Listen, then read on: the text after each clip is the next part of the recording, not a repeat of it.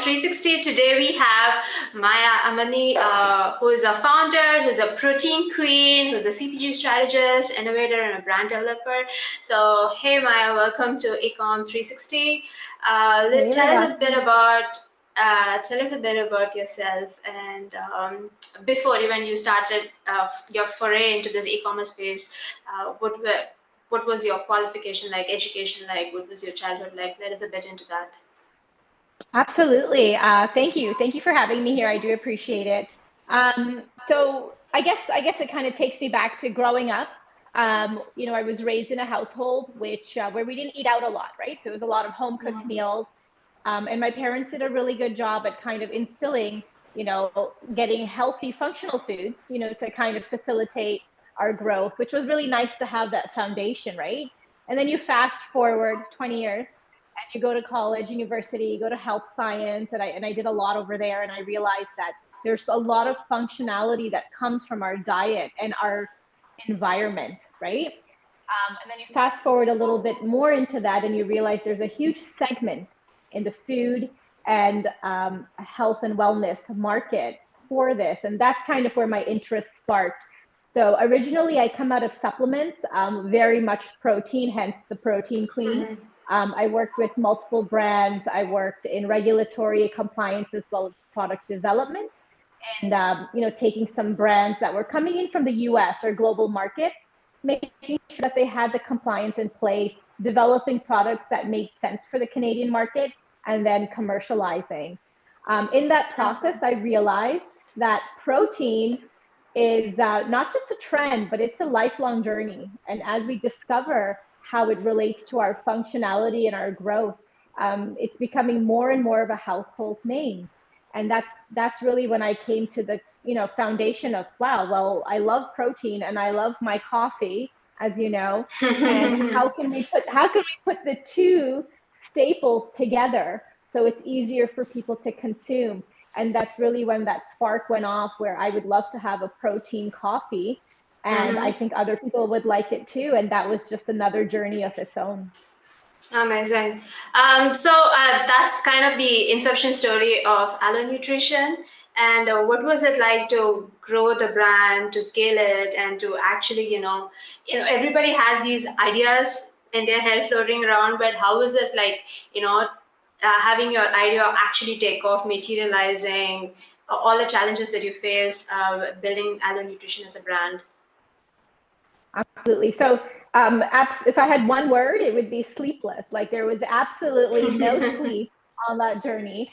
I had a lot of challenges in the fact that it was COVID. It was COVID in Canada, and that is a statement of its own. And while the entire country is on lockdown, I'm here trying to launch a new product, but only the essential stores are open, and contact was really limited, and food handling was frowned upon. So there was a lot of challenges, which I now consider blessings, because it really taught me on how to navigate the market given the restrictions. But you conquer, and you thrive, and you try and you fail, and that's part of the process. But it was an excellent journey, because you realize the power of e-commerce, right? When you can't get to sample your product, or you can't get them to touch and feel it on the retail level, you really, really hone in on your e-commerce and your digital development and branding. And then that's when you really, really get the awareness out of a new product like Allo. So we had to shift gears and make sure that we did everything we could to get the brand out digitally before it then became a nationwide distributed product. Amazing. So, why first digital? Was it only because of COVID, or were you always, drawn to e-commerce? The miracle of e-commerce, the people that you can reach out to, which you can't reach out to normally in retail or in wholesale. So, why e-commerce? Any specific reason?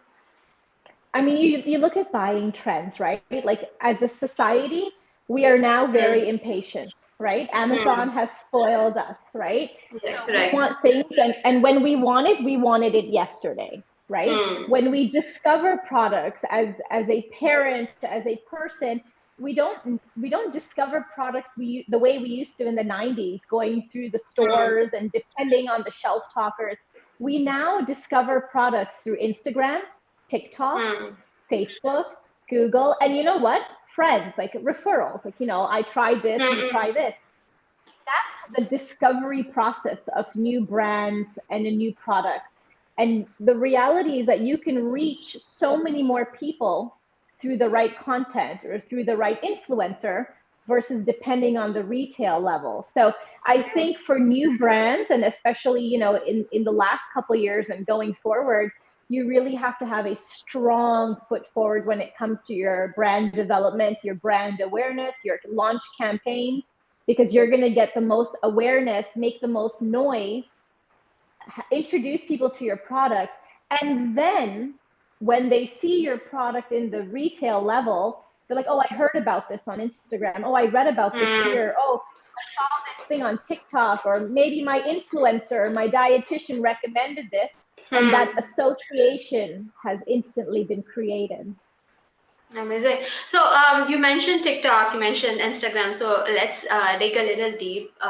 So what do you think about influencer marketing, and how powerful is it as a tool? Not just back in during COVID, it has grown a lot since COVID. So how do you look at influencer marketing and its power in reaching out to a new generation of audience that you usually don't, even within the e-commerce spheres, right? So how do you perceive influencer marketing as a marketing tool?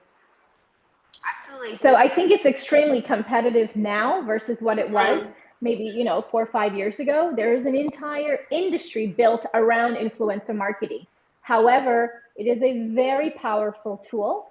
And I think a lot of companies, a lot of brands, a lot of products can utilize influencer marketing to reach those people that are in their target demographics, you know? mm, And a lot of these influencers have a trusted audience. Okay, yeah. they trust them because maybe their education, maybe their background, maybe their experiences, Mm, maybe they're entertaining, maybe they're a really good chef.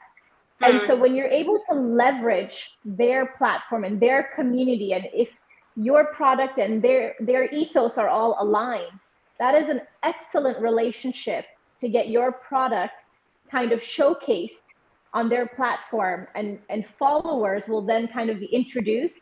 And I think it's a beautiful thing, and I think that a lot of brands don't take advantage of influencer marketing. And I've mm, seen the brands that do, and they're thriving, and they're doing it very well. And I think that, kudos to them for understanding how to mm. play in this digital playbook.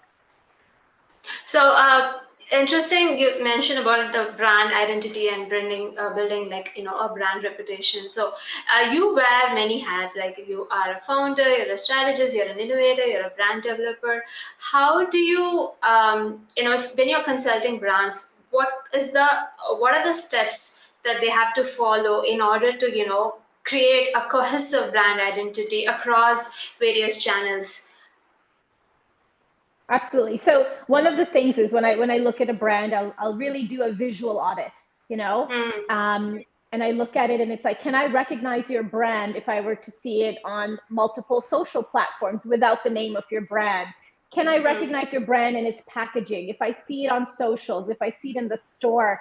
And you really have to explain to the brand that you have to have a guideline, and it's really, really straightforward, where it's like, keep mm, your brand identity very, very strong. Use that as a foundational building block, right? Maybe it's your typeface, maybe it's your colors, maybe it's your packaging style or your mm. tone. And every brand has its own, Yeah. things to finesse. And then from there, create an identity, and stay Hmm. true to your identity. Don't try to be a brand that caters to everyone. Stay true to the product and to the identity, and that's when you're going to get the best pre-qualifying conversions and customers. At the end of the day, you want customer retention, right? You don't just want Hmm. to attract them for that one-time sell. You want them to love your identity of your product and the way your messaging is and the way you engage with them. So I try to explain to them that we have to do everything we can on our end so we can communicate and resonate with the consumer. And that relationship is the lasting relationship, right? Assuming the product is good and all of those, are check marked. So I think that there's a lot when it comes to brand development. I think there's a lot when it comes to brand awareness, and building these fundamentals for a lot of companies is so vital, and streamlining that entire process and then accelerating and commercializing all happens after.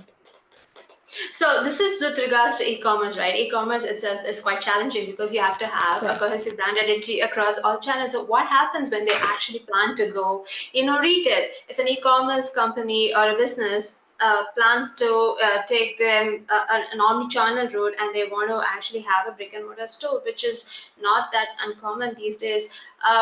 What kind of is that? A place in their journey when they have to do that pivot, or do you recommend that they wait a few years, or do you recommend they get to a certain revenue milestone before they make that an important channel? Because it's not easy to build across social media channels and then allow it to flow into omni-channel as well, right? The same brand identity. So how do you recommend, or how do you consult your brands in that aspect? Absolutely. So there's two things that I look at, okay? One is I look at D to R, which is something I speak very heavily of. It's digital to retail. What are your D to R strategies, right? So it's like, as a brand, are we doing everything we can on the digital level to really optimize our e-commerce sales, but knowing that our efforts are now being translated to the retail level? What are we doing as a brand to facilitate people going into the shops and buying that product off the shelf? Something I always tell my clients is, it's not that hard to get your product on the shelf. It's harder to get people to buy it off the shelf. So what are we doing as a brand? That's not the store's responsibility, right? That's the brand's responsibility. So are we creating loyalty? Are we creating engagement? Are we creating reward systems? Are we doing Meta, Google, ads to kind of drive them into the retailers? And then I look at collaboration. How is the brand working well with the retailer? Are there collaborations going on? Are there synergistic content being flowed out into market? And all of that facilitates your success into retail. And then the other thing I also talk about is, when you're entering retail, really understand a really good analysis of your P&L. Because a lot of brands don't realize that going into retail is extremely expensive. While it can be extremely successful, it comes with a cost, right? And that cost of doing business and logistics and like all of the, the fun things that happen in that supply chain. Are you going to be profitable? While some brands may think, oh, I'm in 100 stores, that's great. Are you profitable? Versus there's some brands that will really, really tactfully say, I want to be in these 5 retail channels, but I know I will be profitable in these 5. So you kind of have to take out that excitement and that ego, and that, and punch in some practicality, and really deep dive your P&L to understand, where will you be profitable? Where will you see challenges, and understanding that retail landscape. Yeah, amazing. This was very interesting response. So, talking about omni-channel and various other channels, what do you think is the future of e-commerce, especially e-commerce for CPG? What are the trends that you think are shaping up the future of CPG and e-commerce? Absolutely. I think TikTok Shop, while it may not be big in Canada just yet, in the US, I think it is quite dominant. And I think that also includes Meta. I'm talking about Instagram Shop, and and then I look at Amazon, right? And while they're very different platforms, it's all part of that one ecosystem, right? So it's like the consumers are now exploring and discovering brands through social channels, and the social platforms have become so sophisticated now that they allow you to buy right off the platform without even exiting, right? So we definitely are seeing a huge trend on consumers shopping directly off Instagram, directly off TikTok. They're discovering products on Amazon and converting on the spot. I'm also seeing a really, really big, it's a nice shift actually. Like I said, we're a very impatient society. So a lot of consumers like that same day, next day, 2-day shipping, Yeah. right? Correct. So as a brand, what are you doing to facilitate that? People do not want to wait 1 week, 10 days for their products anymore, right? So Correct. as a brand, you need to make sure you're partnering with the right logistics company, the right 3PLs, make sure that your shipping that is part of the experience, right? That Correct. is actually step one of the experience of receiving that product. Did it come on time? Was it delivered well? Did I get tracking information? So that's kind of an initial relationship of post conversion. After I put in my credit card, what will the brand communicate to me? And then when that product arrives in my hand, what is my relationship with the product? Did I enjoy it? Did the brand follow up? Hey, how was your product? If you like it, leave a review. Or did they just go rogue? So I always look at it as we have these amazing platforms, these amazing tools, automations, AI. What is the brand doing to utilize all these fundamentals to really enhance that consumer journey and customer retention? Amazing. So, have you ever? This is not one of the questions, but have you ever tried ordering from TikTok? Because I'm very apprehensive for ordering on TikTok or Instagram because I still don't see them as credible sources of where I can shop from. But I'm sure, like you said, it might change in the future because that's where we are headed, right? That these become credible sources. So, kind of to wrap it up, what are the kind of challenges that you face as a founder, and what would your advice be for upcoming entrepreneurs who are just starting out, in this gen of AI and TikTok shops? What would be your advice? What kind of challenges will they be facing, and how will they overcome all these challenges? Absolutely. So I think one thing is humble yourself first. Okay, understand your strengths and weaknesses. Look at the team that you're building around you. Understand their strengths and weaknesses, and be able to have conversations eye to eye. If this scenario were to happen, what would we do? If this scenario were to happen, what would we do? While it's all very exciting in the beginning of launching a company or launching a brand, understand that your fundamental business is really, really like on the core of your team. Build that team so that you can back each other up, because there's going to be highs, there's going to be lows, there's going to be a lot of lows, there's going to be mistakes, but it's what you take out of those mistakes and how much you learn from them. Okay, so I always talk to teams and I say your team building is so important. Do not neglect it. Before you go buy your fancy MacBook screens, understand that your team, like understand your team. It's like your family, right? And then I would definitely, tell them that the market is competitive. Advertising is expensive, but look at your product. Do you have faith in your product? Is your product good? Is it competitive? In a day and age where inflation is all-time high, is it a sustainable product? And that is so important to look at, right? Will the market receive this product, and will it sustain itself and its sales and trajectory and velocity? Understand that, and like I said, humble yourself, be honest with those answers, because there are products out there that are phenomenal. The unfortunate part is that a lot of people just don't have that extra disposable income. If that's the case, what is your pivot? Where are you going to pivot to? So really understand the highs and the lows and put yourself in scenarios that may be scary, but it's better to simulate a scary scenario than being unprepared for a realistic, scary situation.